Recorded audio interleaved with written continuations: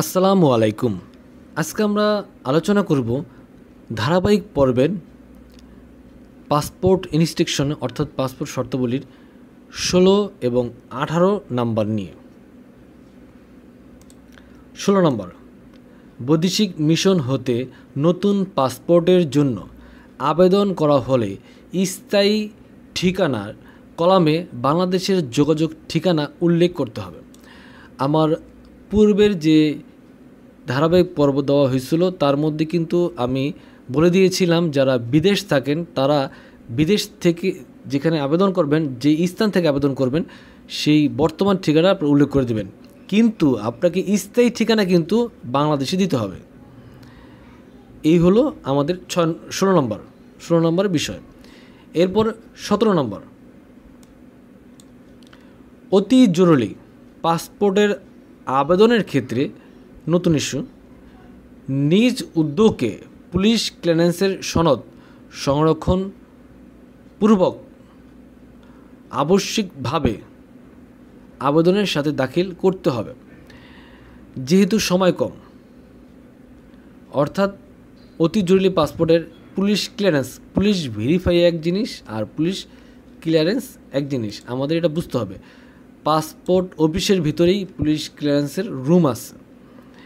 যদি আপনার অতি জরুরি হয়ে থাকে তাহলে আবেদনপত্র যে পিন করবেন, আবেদন ফর্মটা যে পিন করবেন, আবেদন ফর্মের সাথে আপনার যে কাগজগুলো প্রয়োজন, যেগুলো প্রয়োজনীয় কাগজপত্র, এগুলো একত্রে পিন আপ করে পুলিশ ক্লিয়ারেন্সের রুমে যাবেন, বলবেন যে স্যার এটা আমার অতি জরুরি, আমার 2 দিনে লাগবে।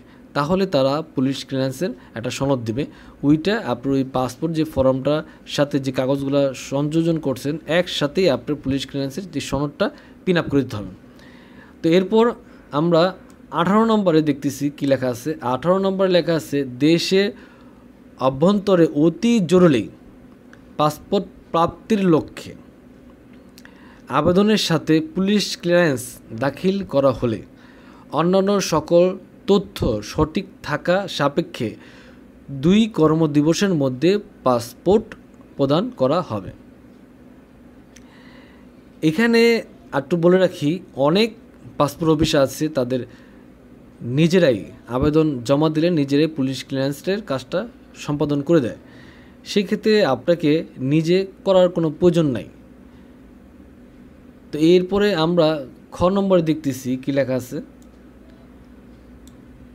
দেশের অভ্যন্তরে জরুরি পাসপোর্ট প্রাপ্তির লক্ষ্যে আবেদনের সাথে, একটা হলো অতি জরুরি, একটা হলো জরুরি। যাই হোক, আবেদনের সাথে পুলিশ ক্লিয়ারেন্সের দাখিল করা হলে অন্যান্য সকল তথ্য সঠিক থাকার সাপেক্ষে 7 কর্মদিবসের মধ্যে পাসপোর্ট প্রদান করা হবে। অর্থাৎ 7 কর্মদিবস, কার্যদিবস, আপনি শুক্র শনি বা সরকারি ছুটির দিন বাদ দিয়ে 7 দিন হিসাব করবেন। তো এই ক্ষেত্রেও আপনার পুলিশ ক্লিয়ারেন্সের কোনো আপনার ঝামেলা করার প্রয়োজন নেই, কারণ এটা পাসপোর্ট অধিদপ্তর বা পাসপোর্ট অফিসের ভিতরেই এই পুলিশ ক্লিয়ারেন্সের রুম থাকে। এটা আপনি যখন আবেদনপত্রর সাথে যে সকল আপনার কাগজগুলো জমা দিবেন ওই ক্ষেত্রে আপনি এটা এমনি হয়ে যাবে।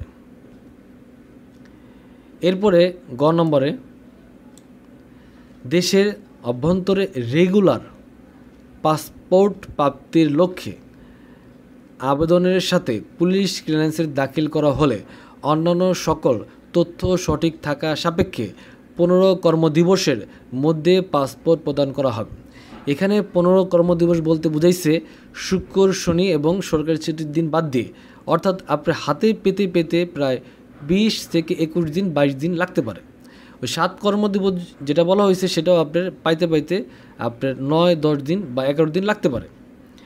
তো এই দুইটার ক্ষেত্রেই আপনার রেগুলার পাসপোর্ট বলেন, জরুরি পাসপোর্ট বলেন, অতি জরুরি বলেন, এই 3টার ক্ষেত্রে আপনার পুলিশ ক্লিয়ারেন্স এটা কিন্তু আপনাকে নিজে থেকে করতে হবে না। এটা পাসপোর্ট আবেদন যে জমা দিচ্ছেন ওনারাই এটা করে নেবে, কারণ ওই পাসপোর্ট অফিসের ভিতরেই পুলিশ ক্লিয়ারেন্সের রুম আছে, তারা এটা করে নেয়। কিন্তু আপনি যদি না আমার 7 দিন না 15 দিন না আমার 2 কর্মদিবসও না, আমি 2 কর্মদিবস বলতে আমি সন্দেহ করতেছি যে আমি পাই কিনা, যদি এরকম থাকে তাহলে নিজ উদ্যোগে আপনি পুলিশ ক্লিয়ারেন্সটা করে নেন, সমস্যা নেই।